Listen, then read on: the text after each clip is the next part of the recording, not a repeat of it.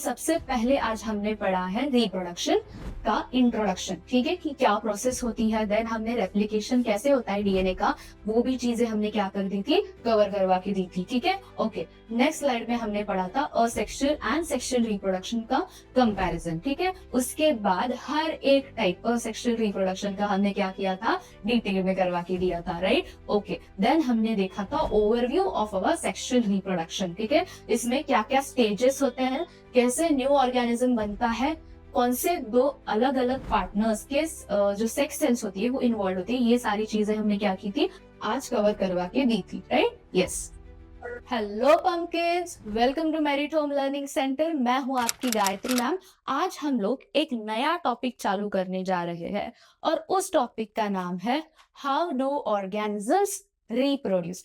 10 CBSE में ये जो चैप्टर है इसका बहुत ज्यादा वेटेज क्या है, कंसिडर किया जाता है इन योर बोर्ड एग्जाम्स, ठीक है। तो आज से हम लोग ये चैप्टर क्या करने वाले हैं, चालू करने वाले, ठीक है। चलो, going with the basic idea of reproduction, की रिप्रोडक्शन की एक डेफिनेशन क्या होती है, क्या है उसका पूरा एक हम लोग आज क्या देखने वाले, इंट्रोडक्शन देखने वाले। चल, reproduction is the biological process by which living organisms produce new individuals of their old type. मतलब ये एक ऐसी प्रोसेस है जहां पर हर एक ऑर्गेनिज्म क्या करता है, अपने जैसे ही सिमिलर है ना यंग वंस को प्रोड्यूस करता है, ठीक है। अभी ये जो रिप्रोडक्शन है, ये रिप्रोडक्शन क्यों नेसेसरी है, राइट।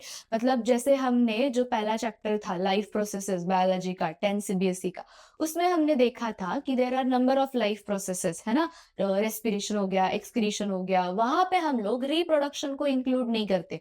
क्यों? क्योंकि रिप्रोडक्शन इतना भी इंपॉर्टेंट नहीं है कि उस पर उस स्पीशीज का या उस ऑर्गेनिज्म का पूरा सर्वाइवल डिपेंडेंट होता है, ठीक है। लेकिन फिर भी रिप्रोडक्शन इंपॉर्टेंट है। क्यों? क्योंकि ये पर्टिकुलर ऑर्गेनिज्म की जो स्पीशीज होती है उसको एक्सटेंड नहीं होने देता है ना।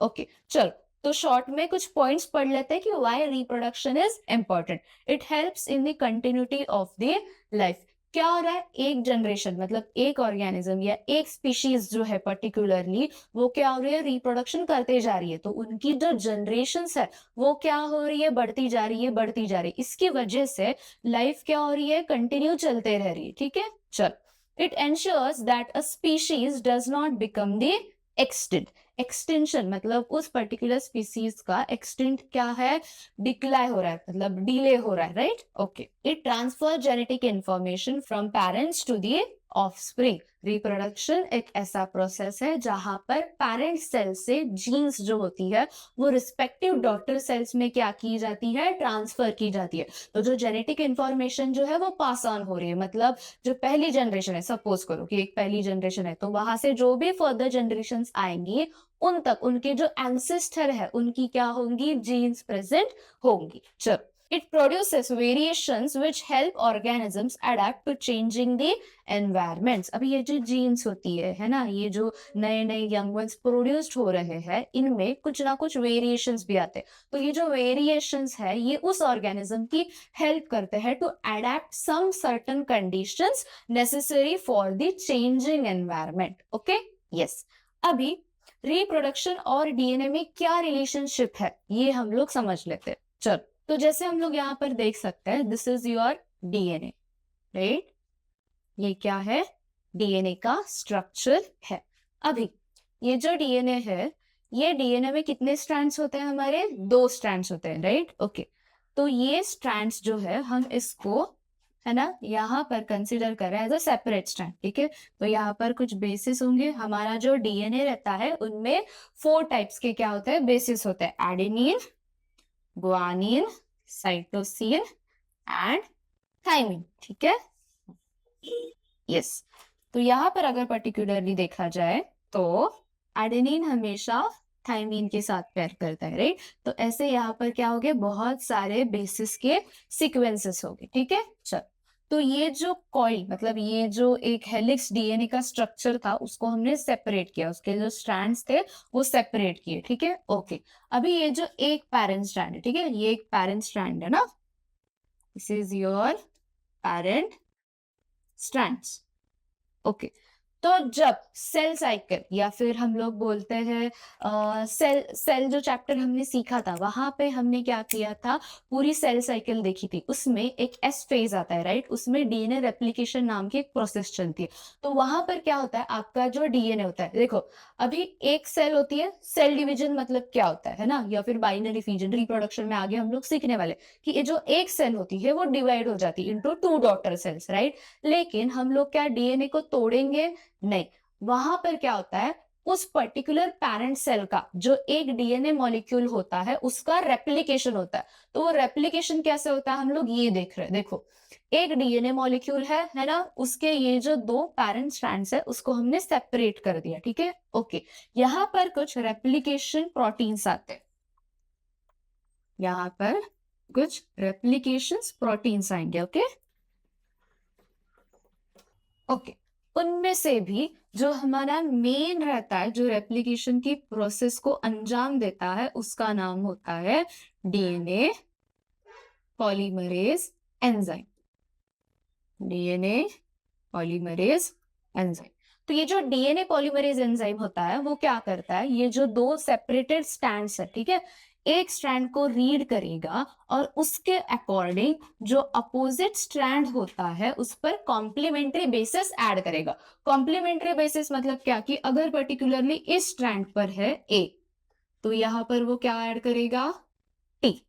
अगर सपोज इस स्टैंड पर सी है तो यहाँ पर वो क्या ऐड करेगा, जी। तो हमेशा याद रखना डीएनए में A pairs with T and C pairs with G, ठीक है। तो यहाँ पर बॉन्ड फॉर्मेशन होता है ना, ओके। सो दीज बॉन्ड्स, ये जो बॉन्ड बने हैं ये किसके बॉन्ड है, हाइड्रोजन बॉन्ड्स होते हैं, ठीक है, ऐसे। तो यहाँ पर जो भी बेस होगा उसके कॉम्प्लीमेंट्री बेस पेयर्स यहाँ पर हमारा डीएनए पॉलीमरेज ऐड करता जाएगा, ठीक है। तो ये हो गया एक पैरेंट स्ट्रैंड की हेल्प की वजह से, ओके। सेकेंड जो हमारा पैरेंट स्ट्रैंड होता है उसको डीएनए पॉलीमरेज टेम्पलेट की तरह देखता है और न्यू क्या करता है, स्ट्रैंड, डीएनए स्ट्रैंड सिंथेसाइज करता है। तो ऐसे हमारे पास क्या हुए, 2 स्ट्रैंड आए, ठीक है। तो ये जो 2 स्ट्रैंड है डीएनए की, जो 2 डीएनए के मॉलिक्यूल्स होते हैं, है ना, इसको अभी हम लोग सेपरेटली हर एक डॉटर सेल में क्या कर सकते हैं, सेग्रीगेट कर सकते हैं, ठीक है। तो ये एक बेसिक प्रिंसिपल होता है। तो इसकी वजह से हमें क्या समझ में आया कि देखो जो डीएनए था वो रिप्रोडक्शन, मतलब अभी यहाँ पर हम लोग एक बाइनरी फिजन का एग्जांपल ले लेते हैं, ठीक है। तो इस हिसाब से ये जो डीएनए होता है ना, ये जो पेरेंट्स की जीन्स होती है ये क्या होती है, हमेशा डॉटर सेल्स जो नई बन रही है उनमें प्रेजेंट होती है, ठीक है। तो एक स्ट्रैंड हम लोग देख सकते हैं कि एक स्ट्रैंड पेरेंट का है और एक स्ट्रैंड क्या है, न्यू स्ट्रैंड है, ठीक है, उस डॉटर सेल का, ठीक है, ओके। तो इससे कोई फर्क पड़ता है क्या, नहीं। जो दोनों भी सेल्स होती है डॉटर सेल्स वो एग्जैक्टली क्या होती है, यहाँ पर सिमिलर होती है। तो ऐसे ही जो जीन्स है वो ट्रांसफर की जाती है हर एक नेक्स्ट जनरेशन में, ठीक है, ओके। तो इसके बाद हम लोग अभी अगला टॉपिक पढ़ते हैं हमारा, ओके। अब टिल मतलब यहाँ तक मुझे लगता है आपको रिप्रोडक्शन और डीएनए के बारे में बेसिक जो इंफॉर्मेशन थी वो क्लियर हो चुकी है, ठीक है। चल, तो अभी हम लोग जो पढ़ेंगे वो है कंपैरिजन, है ना, comparison between asexual reproduction versus sexual reproduction. अभी देखो जो रिप्रोडक्शन है वो एक ब्रॉडर क्या है, स्पेक्ट्रम, एक आइडिया है ना, उसको हमें नैरो करना है। कैसे, हमने डिवाइड किया है उसको इन बिटवीन 2 टाइप्स। तो one is asexual reproduction and the second one is sexual reproduction, ठीक है। तो चलो पहले पढ़ते हैं asexual reproduction। देखो पेरेंट्स का नंबर मतलब कितने पेरेंट्स है ना इस प्रोसेस में इन्वॉल्व होते हैं। तो जो हमारी असेक्सुअल रिप्रोडक्शन वाली प्रोसेस होती है उनमें सिर्फ एक पेरेंट क्या होता है, इन्वॉल्व होता है। लेकिन जो सेक्सुअल रिप्रोडक्शन का केस है वहां पर हमें कितने पेरेंट्स दिखाई देते हैं, 2 पेरेंट्स दिखाई देते हैं, ओके, यस। गैमेट्स, अभी गैमेट्स का मतलब क्या होता है ना, आप अपनी जो नोटबुक है वहां पर एक नोट करके लिखना, ठीक है। मैं आपको लिख कर दे रही, देखो ये कंसेप्ट आपको क्लियर होनी चाहिए, ओके। सो गैमेट्स, गैमेट्स मतलब क्या, sex cells, these are sex cells, मतलब रिप्रोडक्टिव सेल्स, या इसको हम लोग बोलते हैं जर्म सेल। तो इसके 2-3 नाम है, जर्म सेल्स या फिर रिप्रोडक्टिव सेल्स, ठीक है, ओके। एग्जाम्पल, इसका एग्जाम्पल क्या हो सकता है, इन ह्यूमंस इसका एग्जाम्पल हो सकता है ओवम और स्पर्म। राइट। अगर प्लांट्स के बारे में देखेंगे तो वहां पर मेल न्यूक्लियाई एंड ओव्यूल, ठीक है, या फिर यहां पर लिख सकते हैं egg cell, egg cell, okay, gonads. अभी गैमेट्स मतलब सेक्स सेल्स, राइट। तो ये जो सेक्स सेल्स है ये कहां पर सिंथेसाइज हो रही है ना, so synthesis site, synthesis site for gametes और for sex cells is known as gonads. मतलब ओवम कहां पर बन रहा है ना, ओवरी में, right. So ovary your gonad, ovary is your gonad. Sperms, sperms कहां पर प्रोड्यूस्ड हो रहे हैं, टेस्टीज में, राइट। सो इस केस में ये क्या हुए, हमारे गोनाड्स हुए, ठीक है। चलो, तो ये जो इंपॉर्टेंट पॉइंट्स थे ये आप लोग लिख लेना, ठीक है, अपनी बुक में। अभी यहाँ पर गैमेट्स क्या इन्वॉल्व होते हैं असेक्सुअल रिप्रोडक्शन के टाइप में, तो नहीं, यहाँ पर हमें किसी भी प्रकार के गैमेट्स इन्वॉल्व दिखाई नहीं देते हैं। So gametes are not involved in asexual reproduction, right. लेकिन सेक्सुअल रिप्रोडक्शन में यहाँ पर हमें गैमेट्स इन्वॉल्व हुए दिखाई देते हैं, ओके। जो भी मतलब अभी गैमेट्स इन्वॉल्व है यहाँ पर, तो यहाँ पर हमें फर्टिलाइजेशन क्या होगा, दिखाई देगा, लेकिन यहाँ पर हमें दिखाई देगा क्या, नहीं दिखाई देगा, ओके। अभी सिमिलरली यहाँ पर अगर दो सेल्स है, मतलब एक हो गया आपका स्पर्म, मोटाइल स्पर्म, और एक हो गया ओवम, राइट। तो इसके जीन्स अलग हो गए मेल गैमेट के, इसके फीमेल गैमेट्स के क्या हो गए, जीन्स अलग हो गए, है ना।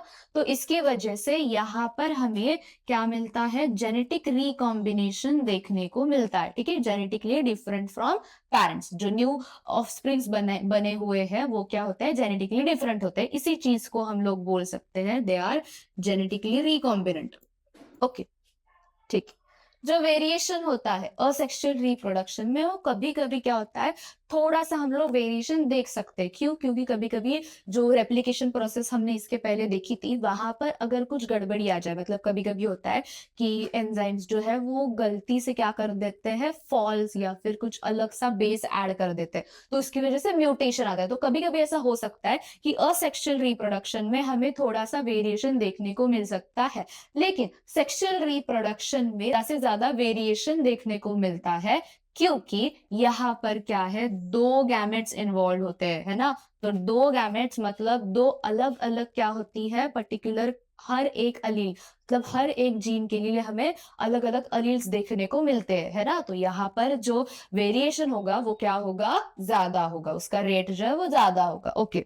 सो स्पीड मतलब ये जो असेक्सुअल रिप्रोडक्शन है ये कितना टाइम लेता है, ये ज्यादा क्या होता है, जल्दी, मतलब ये प्रोसेस जो है वो जल्दी खत्म हो जाता है, ओके। लेकिन यहाँ पर दो अलग अलग गैमेट्स इन्वॉल्व होते हैं, है ना, तो जो प्रोसेस होती है वो बहुत क्या होती है, थोड़ी सी स्लो चलती है, ठीक है, ओके।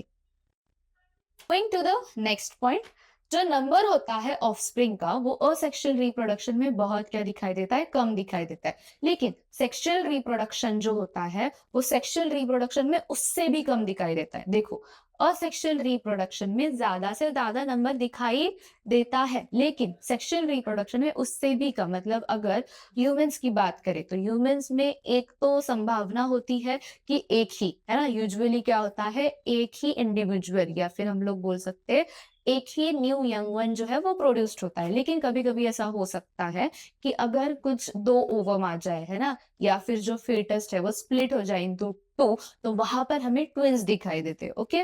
तो इसकी वजह से यहाँ पर लिखा है कि यूजुअली यहाँ पर मेनी ऑफस्प्रिंग्स होते हैं लेकिन इतने भी नहीं होते, ठीक है। लेकिन कंपैरेटिवली जो सेक्सुअल रिप्रोडक्शन होता है वहां पर हमें बहुत फ्यूअर क्वांटिटी में ऑफस्प्रिंग्स दिखाई देते हैं इस प्रोसेस के थ्रू। अभी इसके जो एग्जाम्पल्स है असेक्सुअल रिप्रोडक्शन के, जो एग्जाम्पल्स है वो क्या क्या है, amoeba, yeast, hydra, Rhizopus, potato, ठीक है। तो अमीबा या फिर यीस्ट, हाइड्रा, ये जो एग्जाम्पल्स है इसके, ये बहुत ज्यादा क्या है, स्मॉलर ऑर्गेनिजम्स है। तो देखो असेक्सुअल रिप्रोडक्शन हमेशा, ठीक है, किन ऑर्गेनिजम्स में दिखाई देता है, जो ऑर्गेनिजम्स जिनका साइज कम है ना, जो यूनिसेलुलर ऑर्गेनिजम्स होते हैं उनमें हमेशा हमें असेक्सुअल रिप्रोडक्शन दिखाई देता है। लेकिन जो कॉम्प्लेक्स ऑर्गेनिजम्स होता है जैसे कि ह्यूमन, अनदर एनिमल्स, है ना, प्लांट्स, तो उनमें हमें स्ट्रिक्टली सेक्सुअल रिप्रोडक्शन क्या होता है, दिखाई देता है। प्लांट्स एक ऐसी, मतलब एक ऐसा पार्ट है या ऐसा ऑर्गेनिज्म है जहां पर हमें असेक्सुअल और सेक्सुअल दोनों भी दिखाई देता है, ठीक है। चल, तो अभी हम लोग क्या करने वाले हैं, अभी असेक्सुअल रिप्रोडक्शन के सारे जो टाइप्स है वो क्या करेंगे, डिटेल में देखेंगे और हर एक का एग्जाम्पल भी स्टडी करेंगे, ठीक है। तो स्टार्ट करते हैं, सबसे पहला पॉइंट, पहला टाइप जो है बाइनरी फीजन, ठीक है। बाइनरी फीजन एक ऐसी प्रोसेस है जहां पर एक सेल, है ना, एक जो पेरेंट सेल होता है वो डिवाइड हो जाता है इनटू टू डॉटर सेल्स। तो देखो बाइनरी का मतलब होता है दो और फिजन का मतलब होता है डिवीजन। तो ये जो पर्टिकुलर प्रोसेस है यहाँ पर हमें दो बार क्या होता है, डिवीजन दिखने को मिलता है। तो फर्स्ट पेरेंट सेल जो होती है, पेरेंट सेल के अंदर जो भी न्यूक्लियस है वो पर्टिकुलर अंदर की तरफ जो भी डीएनए उसका प्रेजेंट होगा वो पहले तो रेप्लिकेशन करेगा, ओके। तो उसकी वजह से हम लोग पहले न्यूक्लियस को क्या कर पाएंगे, डिवाइड कर पाएंगे। जैसे ही न्यूक्लियस डिवाइड होता है उसके बाद हम लोग सेकेंड डिवीजन में साइटोप्लाज्म को क्या कर देते हैं, स्प्लिट कर देते हैं। So once this cytoplasm is get divided, तो ये हमें क्या मिलती है, हमारी अलग अलग दो डॉटर सेल्स देखने को मिलती है, ठीक है। इसका एक परफेक्ट एग्जाम्पल होता है अमीबा। तो अगर आपको एग्जाम में ये पूरा लिखने को आ जाए, है ना, दो मार्क के लिए, 3 मार्क के लिए, तो मैं सजेस्ट करूंगी कि यहाँ पर पूरा ये आप क्या करोगे, प्रोसेस को एक्सप्लेन करोगे फर्स्टली। सेकेंड जो लास्ट होता है, या फिर आप फर्स्ट पहले ही स्टार्टिंग में आंसर के क्या कर सकते हैं, डायग्राम में निकाल के दे सकते हैं। देखो मैं सजेस्ट करूंगी कि हमेशा जो डायग्राम्स होती है वो आंसर लिखने से पहले ड्रॉ कीजिए। क्यों? क्योंकि जैसे आप लोग डायग्राम ड्रॉ करते हो तो आपका जो आंसर होता है वो आपको लिखने में और ज्यादा क्या होता है, आसानी होती है। और जो चेकर भी होता है वो क्या करता है हमेशा, कि अगर इस बंदे ने पूरी अच्छे से डायग्राम, एकदम क्रिस्टल क्लियर डायग्राम बना दी है तो इसको समझ में आता है कि हाँ इसको क्या है, ये प्रोसेस समझ में आ चुकी है, राइट। तो अगर नीचे आपका जो आंसर होता है, आपने वहीं पे अगर कहीं स्पेलिंग मिस्टेक की हो, है ना, कुछ अगर ग्रामेटिकल मिस्टेक्स हो, कुछ पॉइंट मिस हुआ हो, तो वो क्या करता है, उसको निग्लेक्ट कर देता है, ठीक है। तो हमेशा जो डायग्राम है वो क्या करो, आंसर जो लिखते हो उसके स्टार्टिंग में पहले ही बना दो, है ना। तो उससे क्या होगा, आपको भी वो प्रोसेस लिखने में आसानी होगी, ठीक है। तो दिस वॉज अबाउट और बाइनरी फीजन, ठीक है, ओके। एक बात, फीजन का मतलब डिवीजन होता है ना। और जब हम लोग फर्टिलाइजेशन सीखेंगे तो वहां पे बहुत बार हम लोग फ्यूजन यूज करेंगे, ठीक है। तो फ्यूजन का मतलब होता है किसी भी चीज को जोड़ना, और फीजन का मतलब होता है किसी भी चीज को दो हिस्सों में तोड़ना या फिर अलग अलग हिस्सों में तोड़ देना, ठीक है। चलो, तो जो सेकंड टाइप है ना, this is our multiple fission, है ना। अगर बाइनरी फीजन आपको समझ में आ चुका है तो अभी आप लोग क्या कर सकते हैं, मल्टीपल फीजन अच्छे से सीख सकते हैं। देखो अगर सपोज करो कि आपकी जो अमीबा है ना, वो अमीबल सेल जो होती है वो अभी स्ट्रेस कंडीशन में है। मतलब क्या, कि उसके आजू बाजू में जो एनवायरनमेंट है वहां पर मॉइस्चर नहीं है सपोज, या फिर न्यूट्रिएंट्स नहीं है ना। तो जो कंडीशंस है वो अनफेवरेबल है, ठीक है, ग्रोथ के लिए। तो क्या होगा, देखो ये जो सेल है ये अगर डिवाइड भी कर पाई, इसने बाइनरी फीजन भी कर लिया, तो क्या जो नई डॉटर सेल्स बनी है वो सरवाइव कर पाएंगी? नहीं कर पाएगी, क्योंकि बाहर की तरफ सर्वाइवल के लिए कंडीशंस जो है वो अनफेवरेबल है। तो इसकी वजह से जो सेल होती है ये अलग रास्ता अपनाती है, और वो रास्ता होता है मल्टीपल फीजन का, जहां पर एक सेल, यहाँ पे आपकी जो ये एक पेरेंट सेल होती है, ये पेरेंट सेल के अंदर यहाँ पर न्यूक्लियस बहुत बार क्या होता है, डिवाइड होते जाता है। मतलब रेप्लिकेशन होगा, डिवीजन होगा, रेप्लिकेशन होगा, डिवीजन होगा डीएनए का, ठीक है, ओके। लेकिन यहाँ पे बाहर की तरफ एक आउटर सिस्ट जैसा लेयर, हार्ड लेयर क्या हो जाता है, फॉर्म हो जाता है, ठीक है। इस पर्टिकुलर कंडीशन को या इस पर्टिकुलर स्टेज को हम लोग अमीबल या फिर अमेबॉइड सिस्ट मानते हैं, ठीक है। ये जो सिस्ट बना है ये बाहर की तरफ इतना हार्ड लेयर है कि जो आपका सेकंड डिवीजन होता था, आपका जो सेकंड डिवीजन होता था जो कि साइटोप्लाज्मिक डिवीजन था, वो यहाँ पर नहीं हो पाता क्योंकि इतना बड़ा आजू बाजू में हार्ड लेयर है कि साइटोप्लाज्म डिवाइड ही नहीं हो पा रहा, उसके लिए जगह ही नहीं है। तो अंदर की तरफ न्यूक्लियस डिवाइड होगा, डिवाइड होगा, डिवाइड होगा। जब सारी कंडीशंस बाहर की फेवरेबल हो जाएगी, है ना, फिर से रिवर्स हो जाएगी कंडीशंस, तो क्या होगा, ये जो सिस्ट है ये सिस्ट क्या हो जाएगा, ब्रेक डाउन हो जाएगा। और जैसे ये सिस्ट ब्रेक डाउन हो जाएगा तो अंदर की तरफ से सारे जो न्यूक्लियस थे वो पर्टिकुलर एक पोर्शन साइटोप्लाज्म का सेल मेम्ब्रेन का लेकर क्या करेंगे, बाहर की तरफ चले जाएंगे। एज वी नो कि सेल मेम्ब्रेन क्या होती है, बनी होती है बाय फॉस्फोलिपिड बायलेयर। ओके, तो ये जो लिपिड लेयर होता है वो हमेशा एक दूसरे से क्या करता है, अटैच हो जाता है। तो अगर इतना लेयर पर्टिकुलर ये इतना, अगर ये यहाँ पर मेम्ब्रेन टूटी है ना, सेल वॉल सेल मेम्ब्रेन यहाँ पर इतनी टूटी है, तो ये जब न्यूक्लियस के साथ ऐसे बाहर जाएगी तो ये ऑटोमेटिकली यहाँ पर ऐसे सर्कल क्या कर देगी, बना देगी, ठीक है, अंदर की तरफ वो मुड़ जाएगी क्योंकि ये लिपिड लिपिड इंटरेक्शन होता है ना, इसकी वजह से, ठीक है। तो ऐसे एक पेरेंट सेल से हमें क्या मिलते हैं, बहुत सारे डॉटर सेल्स देखने को मिलते हैं through this type of reproduction, ठीक है। चल क्लियर, यस। अभी हम लोग देखते हैं बर्डिंग वाला प्रोसेस, ठीक है, okay. A small bud is formed on the parent body which grows and separates to form a new organism. जो पेरेंट की बॉडी होती है ना, अभी देखो ये जो बर्डिंग है इसमें भी दो टाइप्स आते हैं, ठीक है। एक टाइप होता है, तो बर्डिंग में दो टाइप होते हैं, ठीक है। यूनिसेलुलर वाला भी बर्डिंग होता है और मल्टीसेलुलर ऑर्गेनिजम्स में हम लोग क्या देखते हैं, बर्डिंग देखते हैं। तो यूनिसेलुलर ऑर्गेनिजम्स में अगर बर्डिंग पूछा जाए, है ना, तो वो होता है आपकी यीस्ट की सेल में, ठीक है। अगर मल्टी सेलुलर पूछा है तो वहां पर आपको क्या लिख के आना है, हाइड्रा का एग्जाम्पल। तो बर्डिंग दोनों में भी होता है, unicellular organism and multi cellular organisms. Unicellular में कहाँ पे होगा, यीस्ट सेल में, और मल्टी सेलुलर ऑर्गेनिजम्स में हाइड्रा जैसे जो ऑर्गेनिजम्स रहते हैं उनमें होता है, ठीक है। तो कंसेप्ट तो एक ही है, जो पेरेंट सेल रहेगी, अभी यीस्ट में क्या होता है, एक सिंगल सेल रहती है, right, okay, this is your single cell. तो यहाँ पर भी सेम होता है कि न्यूक्लियस क्या हो जाता है, डिवाइड हो जाता है। लेकिन ये जो डिवाइड हुआ हुआ न्यूक्लियस है वो नेक्स्ट स्टेज, यहाँ पर एक बर्ड फॉर्म हो जाती है ना, ऐसे बहुत सारी यहाँ पर बर्ड्स बनती है। तो क्या हो जाता है, जो न्यूक्लियस आपका डिवाइड हुआ है ना, ये वाला यहाँ पर चला जाता है, ठीक है। तो ऐसे जितनी बार न्यूक्लियस डिवाइड होगा, जो डिवाइडेड न्यूक्लियस होते हैं वो यहाँ पर बर्ड में जाकर क्या होते हैं, बैठ जाते हैं। तो जैसे ही ये बर्ड नेक्स्ट कुछ टाइम के बाद क्या होगी, डिवाइड होगी, तो ये हर एक bud as an individual yeast cell की तरह क्या करेंगी, सरवाइव करेगी, ठीक है, यस। हाइड्रा जैसे जो मल्टी सेलुलर ऑर्गेनिजम्स होते हैं उनमें सिंपली एक यहाँ पर क्या आ जाती है, बर्ड आ जाती है ना। जैसे ही ये बर्ड सेपरेट होगी, ये बर्ड ग्रो करेगी as an individual new organism, ठीक है। नेक्स्ट प्रोसेस है फ्रैगमेंटेशन। फ्रैगमेंटेशन में देखो, the parent body breaks into two or more fragments and each fragment grows into a new individual। जैसे कंसीडर करो कि एक थ्रेड है या फिर ये पेन कंसीडर करते हैं, ठीक है। अगर इस पेन को मैंने 3 हिस्सों में डिवाइड कर दिया तो ये हर एक जो हिस्सा होता है ये इंडिविजुअली क्या करेगा, आगे जाकर ग्रो होगा, ठीक है। तो इस पर्टिकुलर जो प्रोसेस है इसको हम लोग बोलते हैं फ्रैगमेंटेशन। ये कहाँ पर चलती है, ये मल्टी सेल्यूलर जो ऑर्गेनिजम्स होते हैं वहां पर दिखाई देती है, जिसका एग्जाम्पल है स्पाइरोगायरा। स्पाइरोगायरा इज एन अलगे, so this is an example, है ना। ये कहाँ पर किसके पार्ट्स है, ये सारे अलगे की, ठीक है।